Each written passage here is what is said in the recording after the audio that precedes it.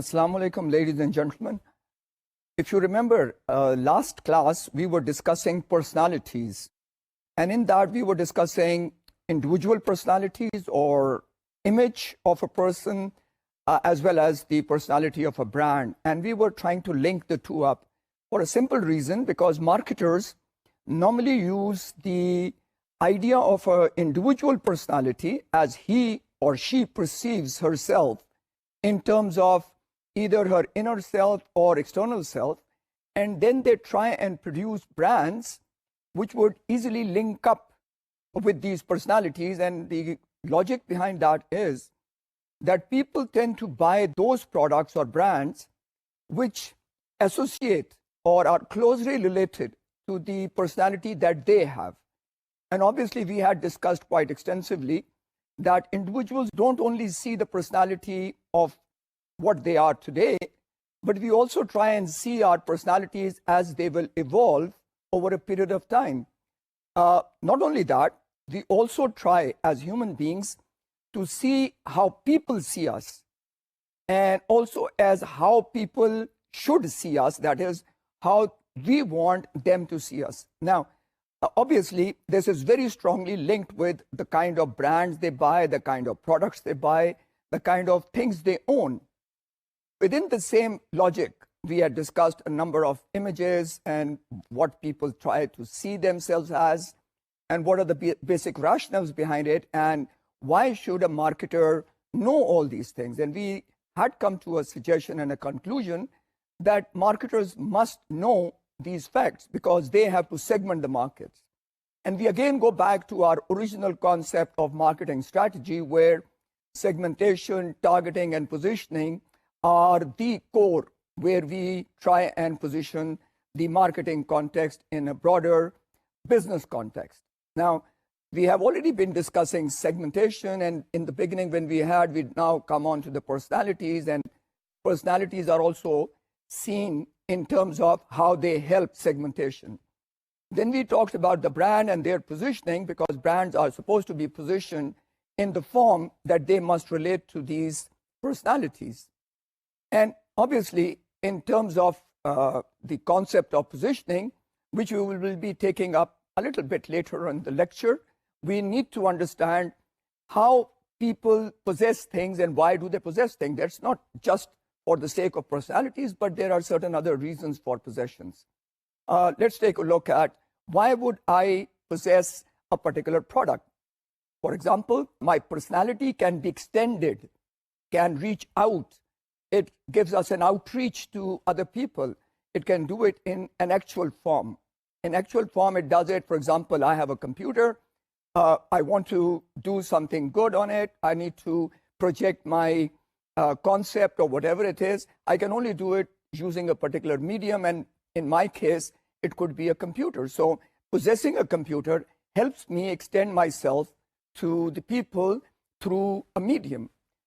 In the same case, the artists do it, and they try to look at or possess colorings, whatever they have.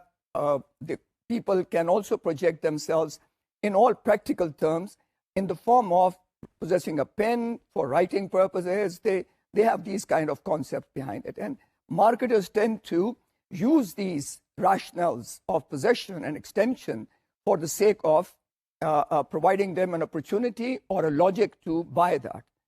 Now, another way or another form for the purposes of possession is a symbolic. For example, a company might offer a person who has served the company for, let's say, 10 years, a small memento. Now, this memento is being kept by the person or possessed by the person for the purposes of symbolically showing the concept of loyalty that he had shown towards the company.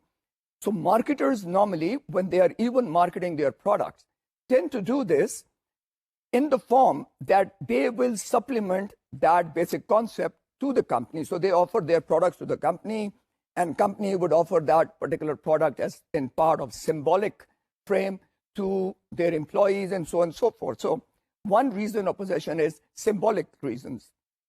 You will see that number of schools and colleges normally tend to have their diamond jubilees and their silver jubilees, and in that time they give gifts or provide certain kinds of mementos or plaques which are possessed by these people, and that is a form which we are looking at.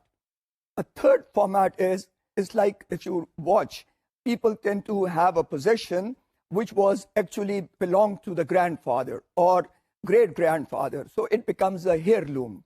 Now, people, whether the value is small, but people don't let them go for a simple reason, because it tends to connect them with their past as well as their future. So certain possessions are there as heirlooms, which means it's got historical value. It's got a kind of a feeling that we are going to extend ourselves in our life from the past into the future. So people tend to collect these heirlooms, which are traditional things which belong to a family, and people are very proud of those collections. Now, we need to understand that we are discussing the reason for possessions. Obviously, we've also looked at some psychological reasons, but then there are certain other reasons like we are discussing now. For example, the last one, sometimes gifts are kept not because they give any intrinsic value. There is nothing like a materialistic value in it, but we tend to keep it. For example, a mother gives a child a necklace or a ring or a watch, and the person is holding on to that for a simple reason that it tends to give the person a feeling that his mother is protecting him or her. So there are so many other reasons for people buying it, and that is why we see a gift given from a mother to a son or a daughter to the mother. And we see nowadays the Mother's Day and the Father's Day and so on and so forth. The reason these are being produced or brought forward by the marketers is to increase their sales and create occasions which will have certain implications, like we have been discussing, not only actual impacts, but some hidden impacts that are being targeted here. So personalities, as we were discussing, do change. But then on the other side, we also said personalities are long-term. They continue over a period.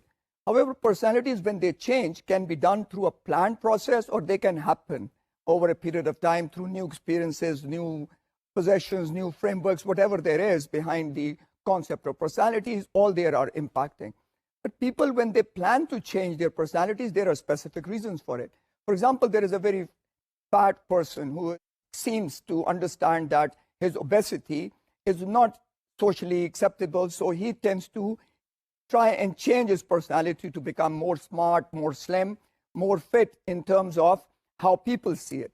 Now, therefore, personalities do change and they can be altered. Now, in the altering process, people do a number of things.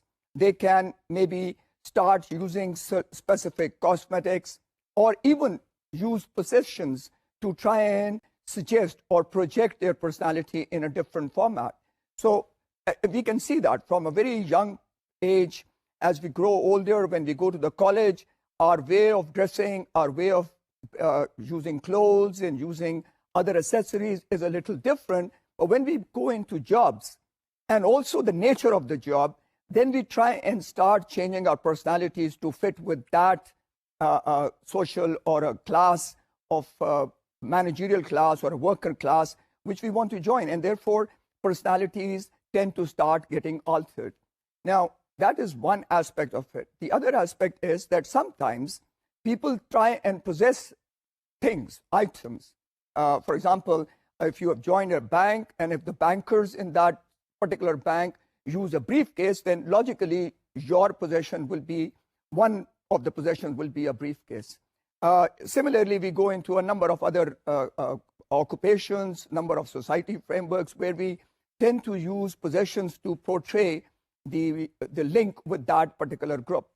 Now, not only that, we also sometimes tend to change our personality to conform to a person who is our hero. So sometimes heroes provide us with an opportunity or an inclination to possess a particular product.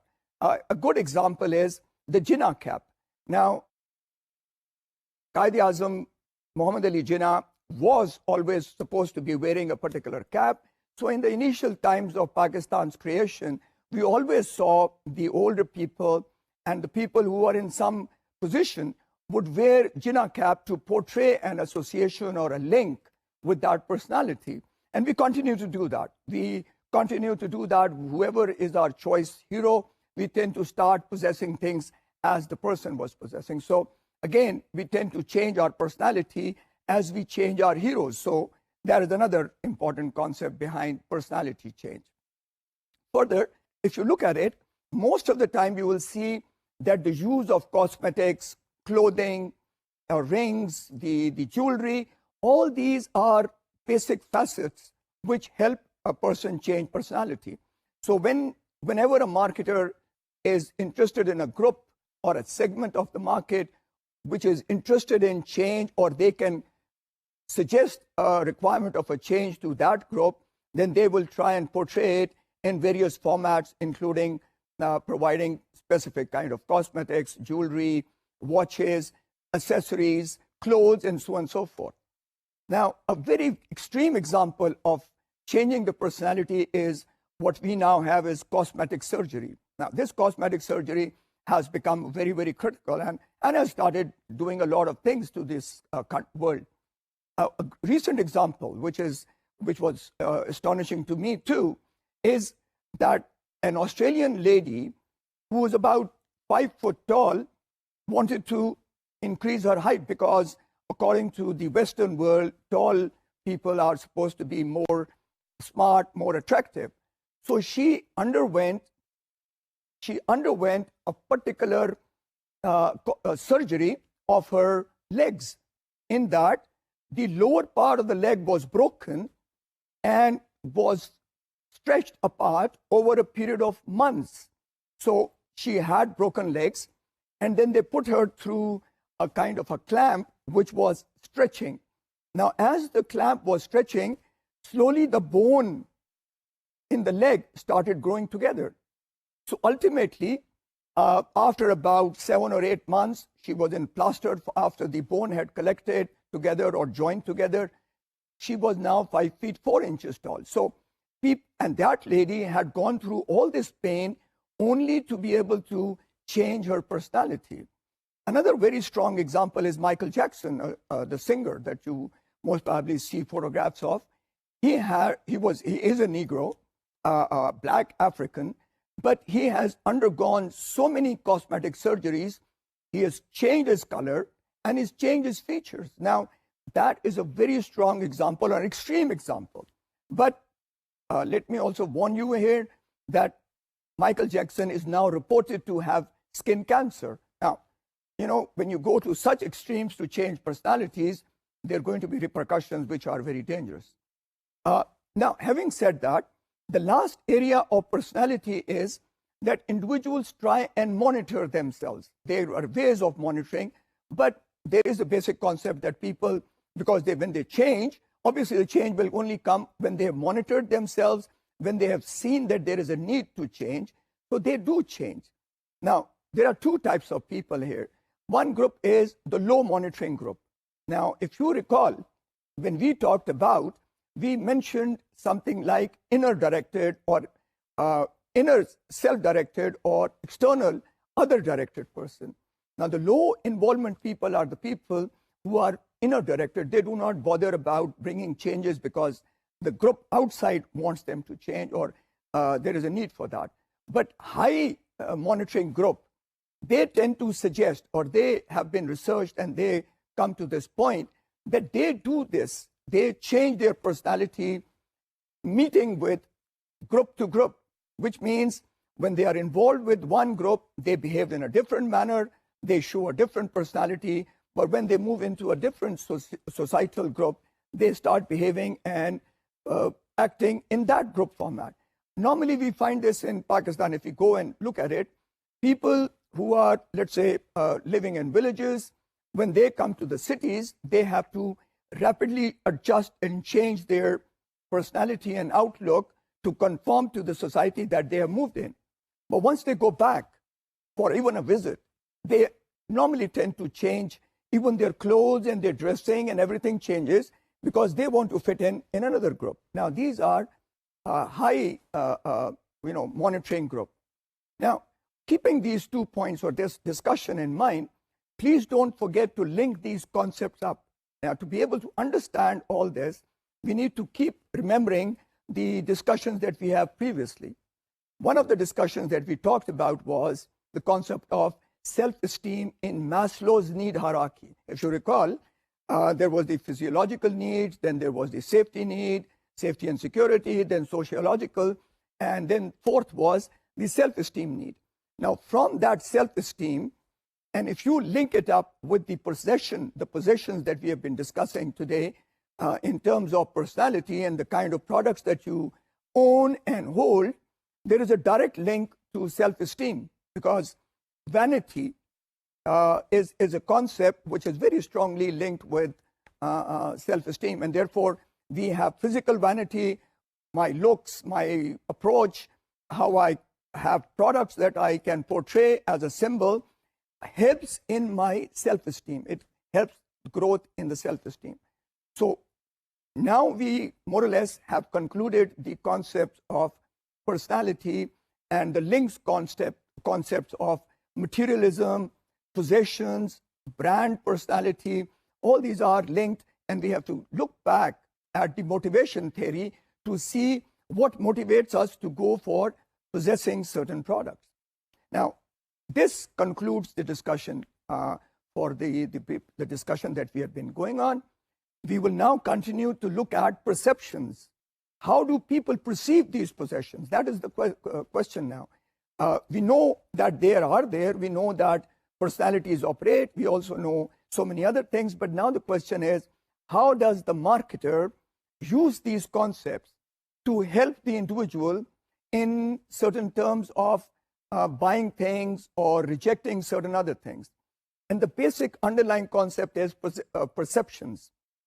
To understand this concept, we must understand that there is something called the true reality, the objective reality. The objective reality is, if we look at a table, we know that this is a table. And we see four legs, we see the tabletop, we conclude that this is a table. But there are so many other things, so many other frameworks in which the reality is what is perceived by the person, what he thinks it is, and not what we believe it is. So a marketer has to understand the logic of perception in link with the concepts of the brand, personality, and obviously linked with the personality concept. Marketers always believe that the consumer is right. He is the king. Now, the reason for his kingdom is not because he just pays you money, but the problem with marketers is that they can say whatever they want to, but finally the decision on what it is taken by the consumer. So if the consumer believes differently from the marketer, then marketer has a problem there. Marketer therefore has to understand the basic concepts of perception and how does this perception come about. So now we must realize that as marketers, we just cannot assume that what we see as reality is also seen as reality by the consumer. Now, we've already been talking about the experiences that people have and how that has an impact on the way they think. So perception is one major concept which is impacted by a number of things. And we have to understand as marketers, how does this whole process come about so that we can influence the various areas. And that is why marketers have to understand this.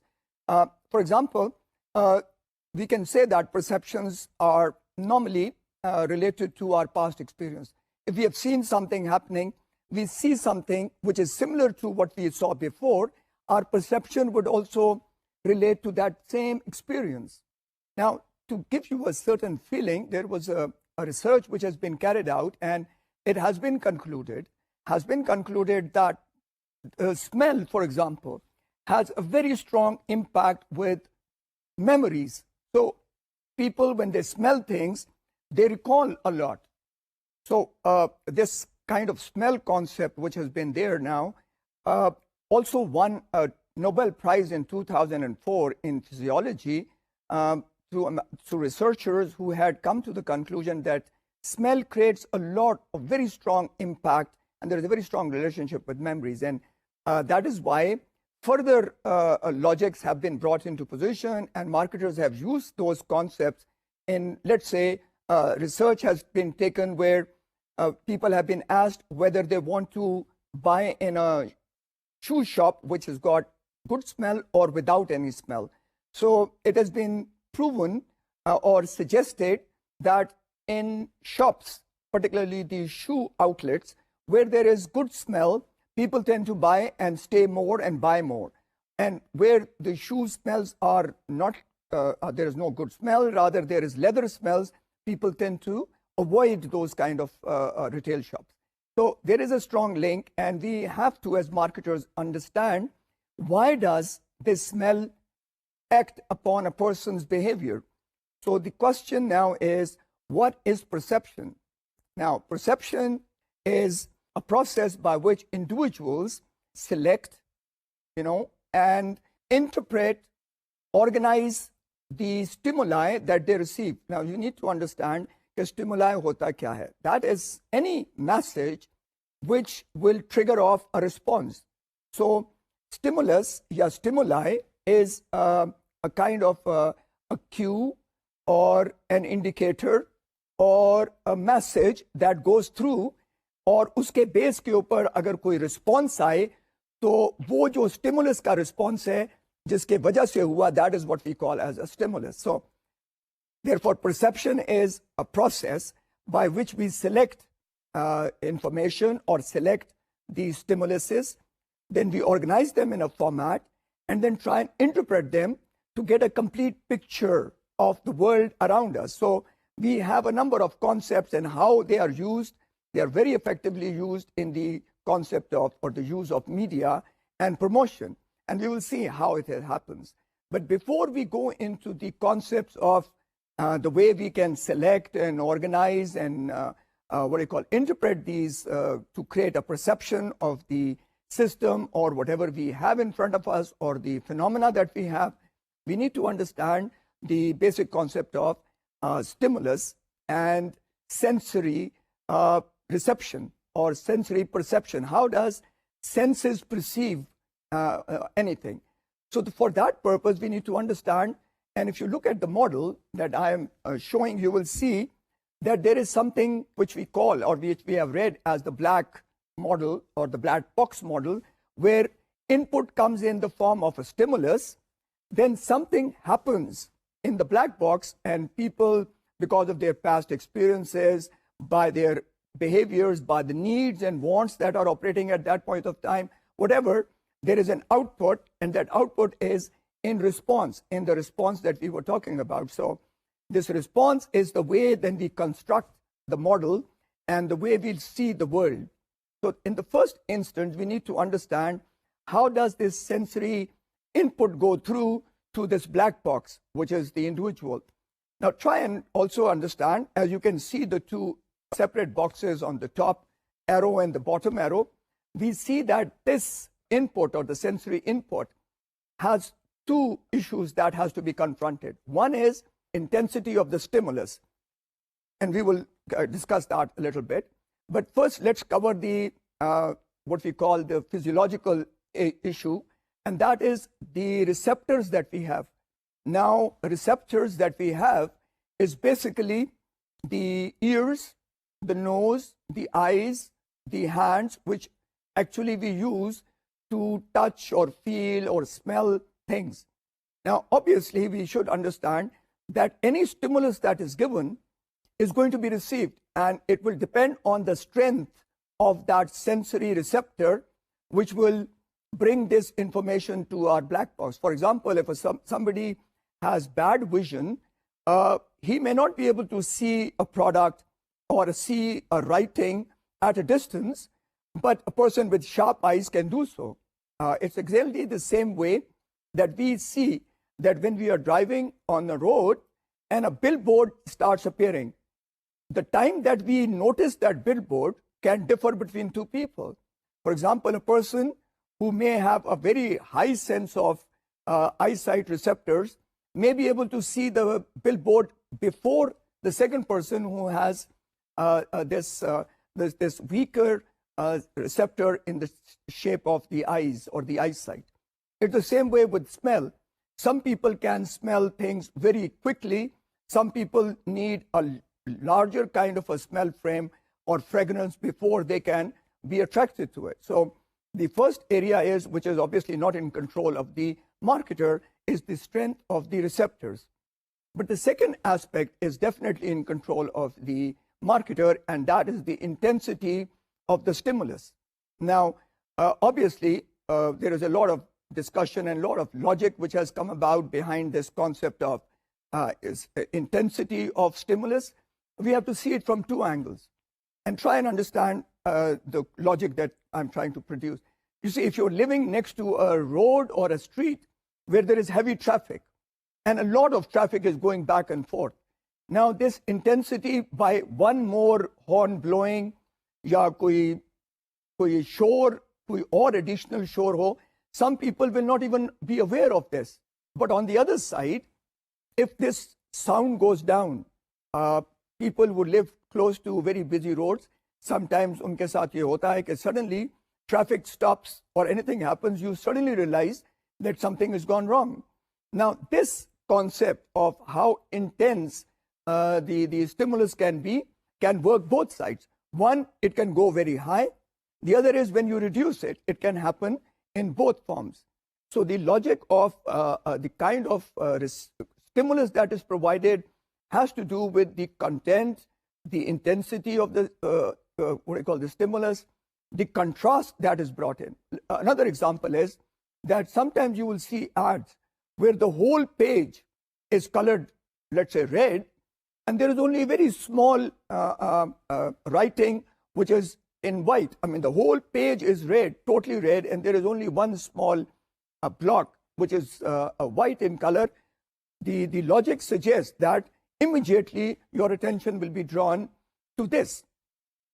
Another example is Newsweek, for example, was the advertising space that was in Newsweek was totally bought by Apple computers because they did not want anybody to miss the ad in one form or the other. So they ensured that the intensity of the stimulus or their ad will be received by the people around reading that magazine.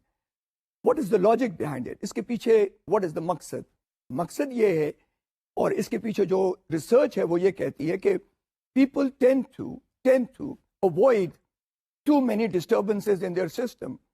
We are programmed to adapt to these issues, and we do that in a number of ways. For example, if there is too much of noise coming through, we just block it off. We just shut ourselves off to all this noise, particularly in ads, TV ads. Another example, if you have too many ads coming through, what you tend to do is your mind goes blank. You stop watching the ad, even though you are looking at it, but you are really not watching it.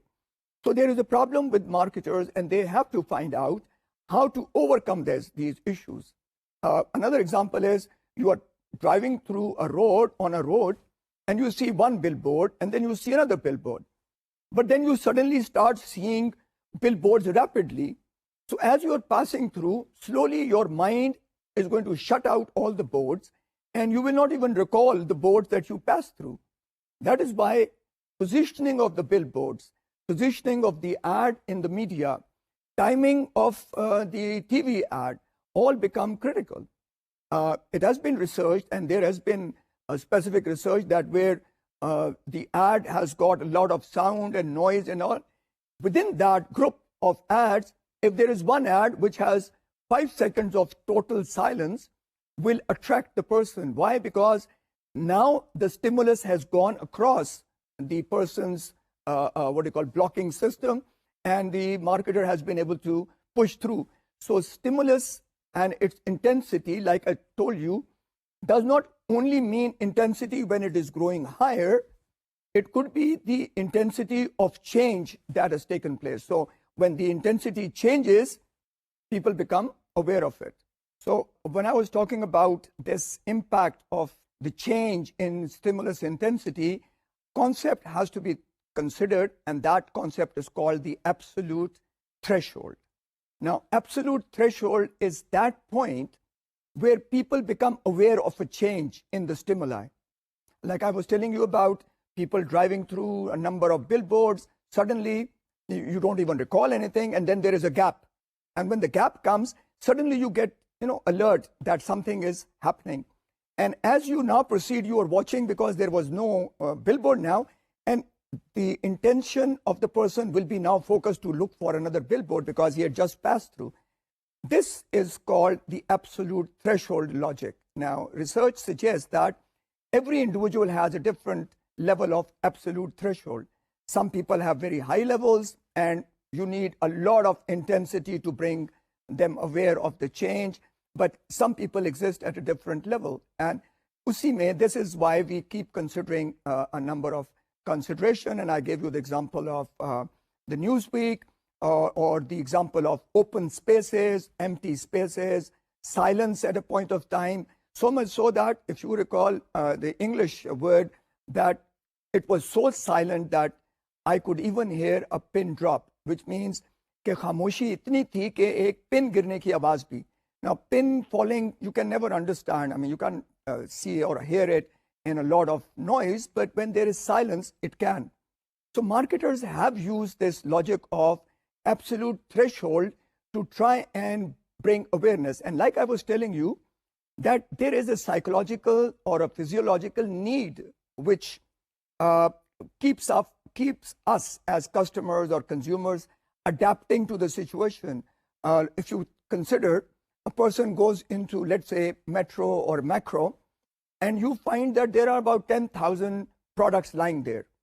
But a person who is targeted to go for selecting a particular product, he ignores everything and just focuses on a particular area. Now, marketers have tried to overcome this. For example, they have used technologies, latest technologies. In US and in UK, you might go to a hotel where there may be a sink where you're washing your face, but as soon as you put on the tap, slow music, and along with the music, ads would start coming through. A message would start coming through about a product. Now, that is how marketers try and capture the attention of people who they believe are getting used to the ads. Here is a good example. You try and avoid everything, but then you go to wash your face and you put on the tap, and suddenly you start getting a message. Now, those messages keep with you. Why? Because there is no other noise to disturb that message. So the point that I'm trying to bring about here is that marketers have to understand the stages where adaptation takes place, and they need to change at that point of time the ad. That is why, if you recall, you see the ads of the same company, the same brand, and you see them changing their ads over a period of time. It costs a lot of money, but the logic behind it is very simple. If you see the same thing again and again, you will get so used to it that you will start ignoring it. So what you need to do is change the ad, change the model, change the people, change the setting, so that the attention is drawn back to the same ad. Now, keeping this logic in mind of the absolute threshold, a new concept has come about, which means just noticeable difference. Now, this is very interesting, and I think we'll spend a little time on it to understand this concept, because it has a lot of implication for quality development, for innovation, for even pricing. Now, the logic of J&D, as I call it in short, the just noticeable difference is that people become aware of the stimuli only when it crosses a certain level. A person, like I was explaining to you, a person is driving, there are a lot of billboards, you've seen the billboards, you get used to those billboards, then suddenly there is a blank and you notice that a new billboard is there when there is a gap. Only then you notice. Now, this is a very interesting area. Researchers and marketers try to study the J&D of different segments. They try and estimate these J&Ds. Now, this J&D, therefore, is critical in understanding of how much innovation or how much price change is logical. Let's try and see what I'm trying to explain here. See, there is a company which is producing, let's say, silver shine polish. And according to them, they have sold a product which one shine will last for 20 days. Now they've gone into an improvement.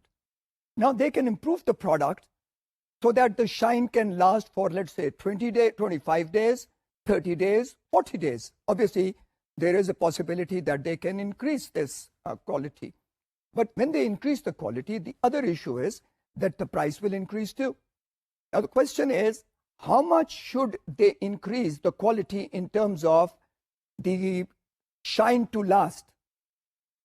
According to research that was carried out and that can be carried out, let's take an example, that the just noticeable difference, which is the JND, is 5 days extra.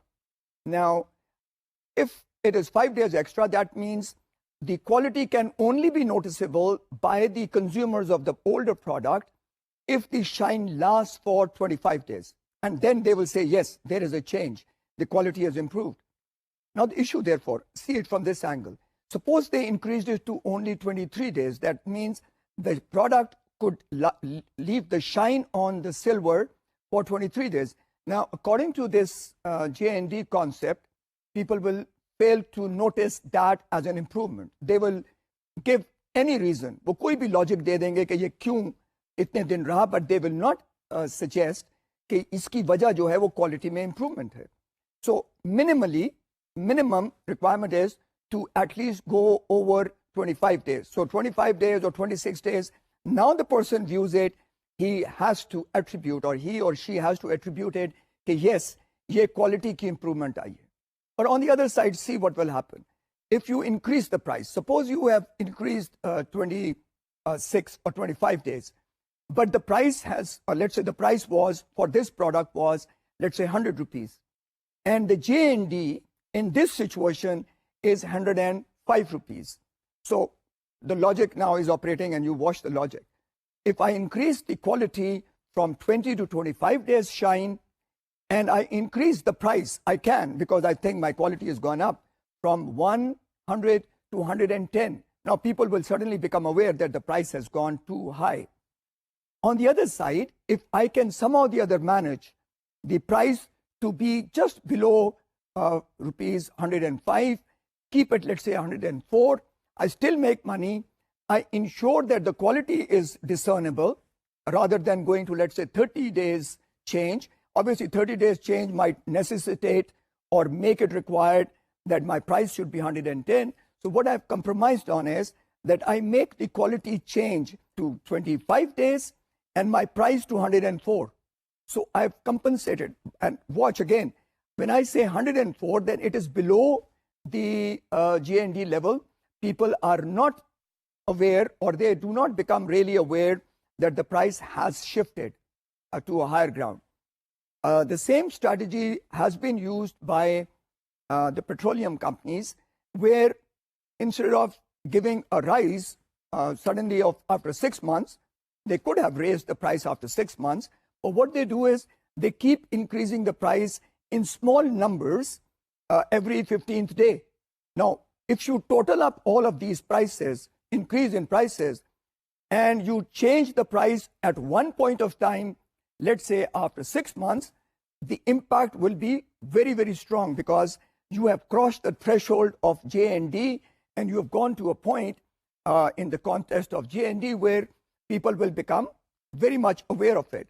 But once you have changed the price a little bit, which can be done every 15th day, the impact is not visible or discernible because it is below the GND level. 80 rupees price, you increase 80 pesos on it, not really big, but calculate it being done over 6 months.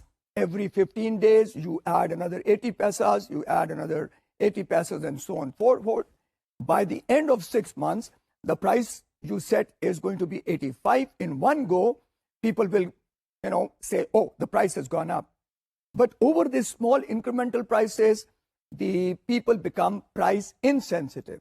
So the use of JND has very strong implications, both in terms of quality or innovations, as well as in setting prices. So to conclude on the J&D concept, on the stimulus input concept, because remember, price is a stimulus. It tells you something. Even the quality change or the quality improvement or innovation, they're all stimuluses which we receive. And it is up to us to perceive whether this change is right or not. And it is that we look for when we are considering the various segments, and then we try and study what are the J&D levels, and then try and plan the pricing strategy as well as the innovation strategy over a period of time. Do remember that companies are very clear in the way they are moving forward in terms of developing their products, and you can see this normally happening nowadays in the mobile phones. Every few months, you find a new product into the market with a little change or innovation in it. But that innovation is sufficient for a segment to believe that this is innovation. So we keep coming into this position of the J&D. So we understand that sensory input jo hai, that is received by the receptors.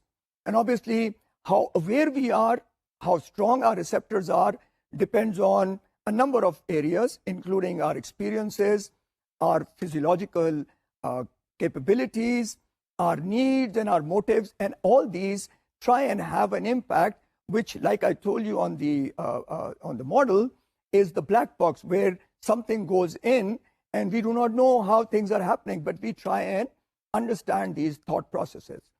Now, having discussed the concept of stimulus, let's look at, like I said, perception is based on how you select the stimulus, how you organize the stimulus, and finally, how you interpret the stimulus. That is what we are today looking at. And obviously, after this, we'll go into the concept of positioning and perceptual mapping, which is a linked area. So now we have to look at how do people select these sensory inputs. We should understand that marketer can only provide the stimulus, but he can't force the stimulus to go through to the individual. And it is all up to the individual to allow certain information to flow to him. This is why I said that marketers are confronted with this issue. Given all the media that we confront every day, the amount of information that is flowing in, the amount of products that are being launched and are being provided to us, and every advertiser or marketer is trying to communicate a message to us, it will be mind-boggling to try and shift through everything to find out what you want. So what you try and do as an individual, we block off all the things that are unnecessary. We don't want them, so we just, psychologically or subconsciously, we just block those off, which basically means, therefore, that there is a process in selecting or allowing the individual to be exposed to certain information and block off certain others. Now, selective exposure is therefore one factor in terms of selection of the input. Now, for example, you walk in, like I was talking about going into macro or metro, there are thousands of products lying there. Why is it that everybody does not have to go through each and every product along the shelves, but they just go to the ones that they want to? So they are actually exposing themselves to that particular product themselves, which are dependent at that point of time on their motives. And remember, I said, please, when we are discussing these marketing concepts and these thoughts, we need to link them up constantly with the previous subjects or the previous topics that we have learned. In that, we have talked about motivation. Example, if I am interested or my need is to find a product which will give me health as well as keep the sugar contents low, then all my sensory receptors will be open to information that will help me to decide what product I want. So I would be looking for information that will help me at that point of time for this purpose. Keep this in mind when we look at the mobile phones. For example, a friend of yours may not be interested in a mobile phone at all. They may not be looking at a mobile at all, but you, because you need it, would be paying attention to all the kind of products that are being launched or the information that is flowing. So we expose ourselves to certain stimuli so that we can then start to organize them in a way which will help us to interpret the information in whatever form we want to. So the first factor is that people tend to expose themselves to a particular stimuli. So they do it. They block off other things, but they keep themselves attended to on a particular area. Secondly, there is an issue that we call selective attention. Now, we may have exposed ourselves to a number of products or a number of information systems, but then we will choose a particular that catches our eye or attention. Now, it is here that marketers have a big problem in trying to attract the person's interest over a number of other similar kind of messages coming through. For example, I'm watching the message or I'm looking for an ad or ads related to a particular brand. Now, I see a number of brands giving me a lot of information, but then suddenly I see this brand which has got nothing at the background. It's all black and only the photograph of that product is sitting there and there is no other information. Even if I may not finally go and buy it, but it has captured my attention and I will tend to see what is there further in it. So marketers therefore try and use various tactics to try and attract the attention, and their goal is that the consumer should make their message a point of attention. Beyond that, the next frame is that people tend to distort information. What this concept is basically comes from the concept of that people try and avoid information that will conflict with their system, or they will try and interpret this information in the way they want to because it conforms to their values and their feelings and their cultures. The problem here is that we try and protect ourselves from things which we believe can damage us. So we try and avoid those informations that can help. And a very good example is people who smoke cigarettes. Now, particularly in Canada and now in Pakistan also, a point came when pictures of people who were sick or who were in a very bad frame after smoking, those ads having been repeatedly shown had lost their, what they call attention capturing capability. So these ads were changed, and then they were changed for those particular areas which attract attention. So ads are normally changed to capture the attention. Based on the same concept, since I'm saying that people tend to block off things which are negative and which are fearful, sometimes we also try and change the nature of the ad, content of the ad. So in this frame, the contents have been changed from very scary kind of things to more humor ad has been brought into position, because in contrast to scary things, humorous things are more attention gathering and they can capture your attention. It's also part, like I'm saying, the way you decide what the ad is trying to say also depends on your own experience. Now, a good example, I will just give a very small example here. You're going to go to a class, you are studying in a university, you're studying in the management school, and you have been told that this teacher is very good, he is very motivating, he is very, he involves people, and he is great in delivering this lectures. But as you go into the class, your mind is already set and expecting to see this individual in that frame. So even if he's not doing all those things, you are pre-programmed to take him to be a very good teacher. And that is sometimes the way word of mouth is used in marketing. We tend to use the word of mouth. You create expectations, and those expectations then reflect in the way you will receive information and try and interpret information or distort the information to fit in with this. Okay, keeping all these points in mind, the final point that we have here is that we also have a defense mechanism. So we will block off all other information that we think is not suitable, or can disturb us. And it's a very simple point.